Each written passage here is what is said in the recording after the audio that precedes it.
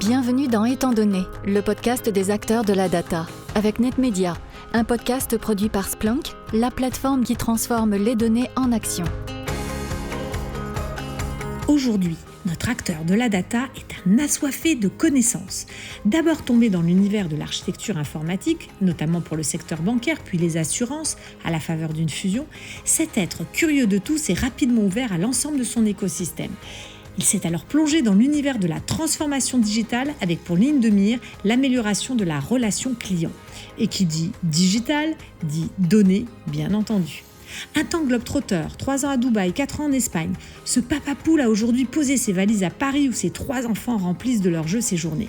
Mais ses joujoux à lui, ce sont plutôt les plateformes Kinesis et les skills Alexa. Sa cour de récré, les hackathons. Dès qu'il a quelques heures devant lui, il en profite pour s'instruire sur les technologies du cloud et passer des certifications. Car ce qui le fait vibrer et marrer, c'est apprendre et partager la connaissance. Vous le croiserez peut-être sous sa casquette de community builder chez AWS, où il communique sa passion du cloud et de la data. Collaboration, relations clients, IA, machine learning. Ah oui, car notre invité est aussi le Head of Augmented Claims chez AXA. J'ai nommé Joël Farvaux. Merci Anne Guénéré pour ce portrait qui inaugure chaque épisode de notre série Étant donné. Je rappelle que lorsque vous n'êtes pas chroniqueuse et co-animatrice de ce podcast, vous êtes aussi directrice commerciale chez Splunk. Bonjour Joël Farvaux.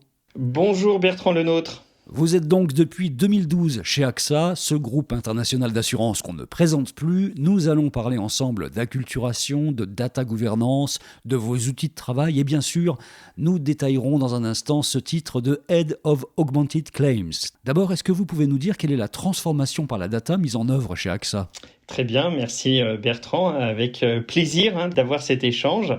Alors, concernant la transformation que nous avons mis en œuvre chez AXA, en fait, on a évolué d'une transformation data qui était plutôt orientée cas d'utilisation ou projet spécifique vers une transformation data qui est plutôt orientée produit. En fait, l'idée, c'est pour nous de déployer des solutions data à l'échelle, on dit souvent en anglais at scale, qui vont transformer le métier au-delà du premier, ce qu'on dit, désolé pour le terme anglais, de proof of concept, le fait qu'on a prouvé ou qu'on ait fait un premier prototype. Donc l'idée, c'est d'aller plus loin que ça et ça résonne beaucoup avec un des éléments que partageait récemment Luc Julia, un des co-créateurs de Siri, lors d'une interview, qui soulignait l'idée que c'est important en intelligence artificielle d'aller au-delà du POC et de développer des produits simples, ce qu'on appelle des MVP, un Minimum Viable Product. Et donc c'est exactement avec cet objectif-là que chez AXA, on est allé au-delà du POC et qu'on a cette orientation produit avec l'objectif de créer de la valeur pour nos métiers. La data est intrinsèque à l'univers de l'assurance, tout le monde le sait, mais quel type de données vous utilisez vraiment ? On utilise dans un premier temps les données qui sont mises à disposition par nos clients et ce dans le respect de la réglementation RGPD. Ça, c'est déjà important de le préciser. Toutes les données que l'on va manipuler et utiliser sont toujours dans cette approche de conformité avec la réglementation. Alors, les données peuvent être de type structuré, c'est-à-dire celles qu'on va retrouver dans des formulaires, mais aussi on traite de plus en plus des données non structurées, telles que par exemple des images de véhicules endommagés, ou ça peut être aussi des documents de type des documents de constat ou des factures. Et c'est là où en fait les outils de l'intelligence artificielle nous ouvrent les champs du possible et nous permettent aujourd'hui de pouvoir manipuler et traiter tous ces types de données. Joël, vous êtes donc en charge d'un département nommé Augmented Claims. Quelle est sa mission ? Alors, la mission de mon département, c'est de transformer l'expérience sinistre. Le sinistre est le moment pour le client compliqué. Face à un sinistre, que ça peut être un dégât des eaux, ça peut être un accident automobile, c'est toujours un moment délicat dans notre vie ou dans notre quotidien. L'objectif, c'est de rendre cette expérience la plus, et désolé pour le terme anglais, la plus smooth possible. Et surtout, compte tenu que c'est le moment de vérité dans la relation entre l'assuré et l'assureur, c'est important de rendre cette interaction la plus efficiente et donc la plus agréable. Et c'est là où l'objectif de mon département, c'est de transformer cette expérience client ou de la rendre meilleure en utilisant l'intelligence artificielle et le machine learning. Et c'est là aujourd'hui où la donnée nous donne l'opportunité de changer l'approche de la relation client. Comment est-ce que vous utilisez concrètement le machine learning, l'IA, pour gérer ce big data ?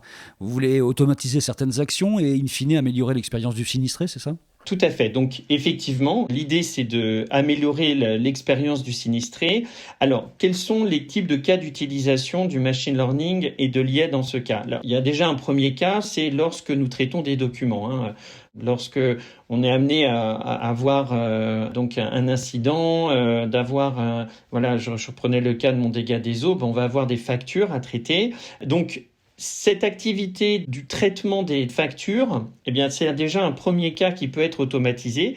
Donc, on peut utiliser des algorithmes de Natural Language Processing qui vont permettre d'identifier, c'est pas seulement extraire les éléments du document, mais c'est d'identifier, d'avoir une compréhension des notions, des mots dans le document et d'extraire donc ces informations clés pour ensuite prendre une décision, par exemple sur la base de la couverture autorisé par votre police d'assurance. Donc, l'objectif, c'est que le client puisse envoyer très rapidement sa facture et plutôt qu'on mette plusieurs jours à réceptionner la facture, analyser la facture, qu'il y a un agent qui analyse la facture, l'objectif, c'est que on puisse utiliser ce type d'outil de machine learning pour pouvoir traiter très rapidement le document et pouvoir prendre une décision lorsque tous les éléments dans le document sont correctement identifiés. Un cas précis, je donnais le cas d'un dégât des eaux, mais ça peut être par exemple, et c'est ce qu'on a mis en place pour le bris de glace. Donc, dans le cas d'un de nos clients qui a un bris de glace, qui fait une réparation sur un bris de glace, l'objectif, c'est que il envoie sa facture qui est traitée automatiquement par du NLP, donc du Natural Language Processing. Et ce traitement de cette facture peut se faire en quelques minutes et le client est pris en charge très rapidement, je dirais même de façon instantanée. L'idée pour nous, c'est vraiment de remettre le client au centre du process en utilisant donc les outils de machine learning. Dans la même logique, toujours dans cet objectif d'améliorer la vie de nos clients, on a aussi repensé notre processus sinistre automobile afin d'utiliser des images pour l'évaluation des dommages. L'idée ici n'est pas de remplacer l'expert, mais plutôt de l'aider ou de permettre de traiter des cas très simples afin de proposer des solutions rapides à nos clients. Donc, on comprend bien dans ces deux cas qu'on veut simplifier la vie de nos clients. Et on ne vise pas à remplacer des humains, mais on cherche à les augmenter. Donc d'où le terme augmented claim. On cherche à les augmenter, à améliorer leur qualité, les rendre plus efficaces en les augmentant par l'intelligence artificielle. Comment gérez-vous la protection et la gouvernance des données sensibles que vous êtes amené à manier ? Alors, tout d'abord, au sein d'AXA, on a toute une équipe et une communauté d'experts en data management, en protection des données, qui nous accompagnent, nous guident dans nos projets. Ils définissent les principes, les recommandations à mettre en œuvre. Ils sont en contact aussi avec les régulateurs, avec les équipes juridiques. Ils sont aussi experts, aussi bien en architecture que en data management. Donc, on s'appuie sur ces équipes d'experts ou cette communauté d'experts pour nous aider. Et puis, on a identifié un ensemble de méthodes, d'outils qui nous permettent d'assurer la protection des données, telles que l'anonymisation. L'anonymisation implique de transformer la donnée pour que on puisse utiliser la partie analytique, mais sans qu'on puisse identifier la personne, ou on a des cas de pseudo-anonymisation qui consistent à anonymiser lorsque on est dans un certain processus, mais après on peut retrouver la donnée initiale. Donc voilà, on a ce type de mécanisme qu'on peut utiliser. Et notre approche, c'est que même si la performance d'un algorithme va dépendre de la qualité des données, on dit souvent garbage in, garbage out, donc effectivement la qualité de la donnée, elle est importante, mais pour nous, la protection des données des données de nos clients reste la priorité, même si ça doit être au détriment de la performance d'un modèle. Donc entre le choix de performance d'un modèle et protection des données. Bien sûr, pour nous, le plus important, c'est d'assurer la protection des données et de permettre effectivement de bien respecter les demandes et les réglementations. Alors, la gouvernance, elle est aussi un élément important parce qu'elle nous assure que toutes les parties prenantes et les experts ont bien été sollicités dans tous nos projets data. Joël, un mot sur l'acculturation. Comment s'est passée l'adoption chez AXA des métiers, des agents à ces missions qui sont augmentées finalement et automatisées par la data ? Alors, au début, le sujet a été perçu un peu comme une nouvelle tendance dans les technologies émergentes et donc a été perçu comme, je dirais, à l'échelle des métiers comme quelque chose de tout nouveau. Je vais pas utiliser, j'ai presque en tête le terme gadget, mais voilà. C'est vrai que au début, effectivement, les équipes métiers n'avaient pas forcément adopté ces nouvelles approches dans leur activité ou le voyaient comme une approche additionnelle. Et ensuite, au fur et à mesure que nous avons impliqué les métiers et que nous avons prouvé la valeur de ces solutions, avec l'objectif, comme je le précisais précédemment, non pas de remplacer l'humain, mais de l'augmenter, les métiers ont pu appréhender, comprendre l'intérêt de ce type de solution. Et il a fallu aussi que nous, on passe plus de temps et de pédagogie à embarquer les métiers. Et ça, c'est vrai que c'est un élément important. On parle souvent du change management dans les projets IT. Mais en fait, le change management est aussi important dans les projets data. Donc, il n'y a pas seulement l'aspect modélisation, l'aspect intégration de données, analyse de données, mais il y a aussi tout l'aspect accompagnement du métier. Donc, ça, c'est déjà un premier élément, cet aspect pédagogie. Et puis, une autre dimension qui a vraiment changé aussi la perception des métiers, c'est cette approche produit. Cette approche produit qui est née dans le monde du software, dans lequel on a des équipes multidisciplinaires avec un produit qui a pour objectif de réaliser des bénéfices pour le métier. En fait, c'est la même chose sur le plan data ou IA, avec cette même philosophie, c'est-à-dire qu'on embarque dans l'équipe produit des spécialistes métiers qui sont complètement intégrés dans la conception du produit. Donc, cette approche d'intégrer les métiers dès la conception d'un produit IA ou machine learning permet de faire de l'adoption des métiers by design. Et si les métiers sont impliqués dès la conception, c'est forcément les premiers promoteurs de leurs produits. Et je dirais presque à la fin, ce n'est plus un produit dont la propriété est la propriété de l'équipe data, mais c'est vraiment un produit dont on dit en anglais le ownership, la propriété est vraiment par les métiers. Comment la data est-elle utilisée chez AXA pour prendre des décisions au niveau stratégique ? Alors déjà, rappelons que le fondement du métier de l'assurance, c'est la donnée, c'est la data. Et donc, plus un assureur dispose de données, plus on est en mesure d'améliorer nos estimations du risque, de comprendre nos clients. Donc pour nous, comment est-ce que la data, surtout à l'échelle du claim, peut être utilisée au niveau stratégique ?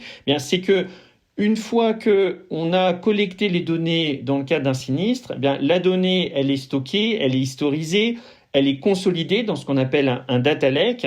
Et ensuite, une fois que ces données sont dans ce data lake, l'idée, c'est de pouvoir créer la valeur à partir de ces données, donc ce qu'on appelle des insights, nous permettent de faire des analyses à partir de ces données pour soit accompagner la prise de décision, soit aider les gestionnaires de sinistres à identifier, dans le cas de tel sinistre, il y a tel et tel élément qu'on a peut-être omis, qu'on n'a pas pris en compte. Donc, on utilise toutes ces données qu'on a historisées sur les sinistres pour pouvoir nous améliorer et apporter une meilleure qualité dans notre service aux clients. AXA est un groupe international. Y a-t-il des différences notables d'adoption de la data selon les régions ? Alors, en effet, j'ai constaté que l'adoption des données est souvent dépendante de la régulation locale et de la façon dont est perçu le partage et l'utilisation de la donnée. En fait, il y a des régions dans le monde qui sont très régulées et de ce fait, l'utilisation de la donnée est souvent perçue comme une forme d'intrusion. Pour être transparent, c'est vrai que dans un certain nombre de pays européens, on a une culture de protection de la donnée, ce qui est très très bien. Et donc l'utilisation de la donnée, elle doit être de ce fait très réglementée et elle peut être perçue comme une intrusion. D'un autre côté, on a aussi des régions dans le monde dont la régulation est un peu plus ouverte, le partage de données est plus accepté. on a beaucoup plus une approche d'open data et l'utilisation de la donnée n'est pas perçue comme intrusive. Donc c'est vrai, on a les deux approches. Les deux ont des aspects qui sont positifs et des fois des points d'intention. Les deux ont deux visions intéressantes. C'est vrai que dans des pays que j'ai constaté plus sur l'Asie, on est un peu plus ouvert sur l'utilisation de la donnée. Quand on est au niveau européen, on est un peu plus régulé sur la donnée. Après, voilà, il faut trouver un juste milieu. Comment mettez-vous à disposition la data pour la société, pour les citoyens ? Alors, notre approche, en l'occurrence pour les données sinistres, a été de mettre à disposition un certain nombre d'informations sur les données sinistres dans le cadre d'un programme qu'on appelle Claim Data Back. C'est que nos clients nous communiquent un certain nombre de données, d'informations lorsqu'ils nous soumettent un sinistre. Et de notre côté, c'est aussi notre responsabilité en tant qu'assureur de mettre à disposition certaines de ces informations à nos clients. Comme par exemple, dans certains pays, on a lancé cette initiative à Singapour, on communique à nos clients les endroits au niveau de la circulation où on a le plus de probabilité d'accident. Ou dans le même principe, quels sont les quartiers auxquels on a constaté le plus de cas de vol. Donc ça peut effectivement, sur ce type d'information, permettre à nos clients d'avoir accès à une compréhension de certains risques, de certains enjeux. L'idée, c'est via la communication de ces données, de cette analyse de données, permettre aussi à nos clients de pouvoir avoir un réflexe de prévention. Parce que c'est ça l'objectif aussi de notre métier.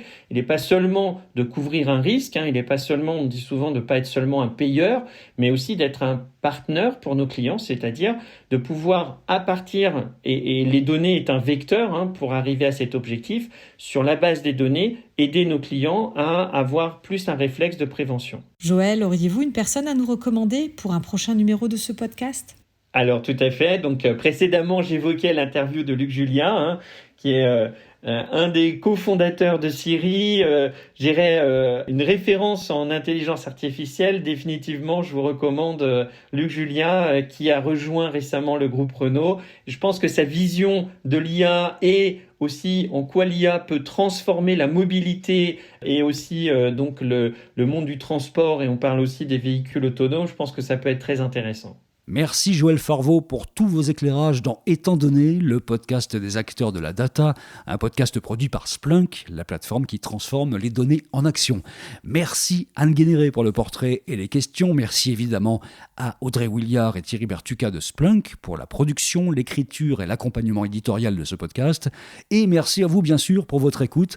N'oubliez pas que vous pouvez noter Étant donné avec des étoiles et vous y abonner via votre plateforme de podcast préférée. À très vite avec un nouvel invité. Retrouvez tous les épisodes de Étant donné sur vos plateformes de podcast préférées. Et pour plus d'histoires autour des enjeux de la data, rendez-vous sur le site de Splunk, SPLUNK. À bientôt!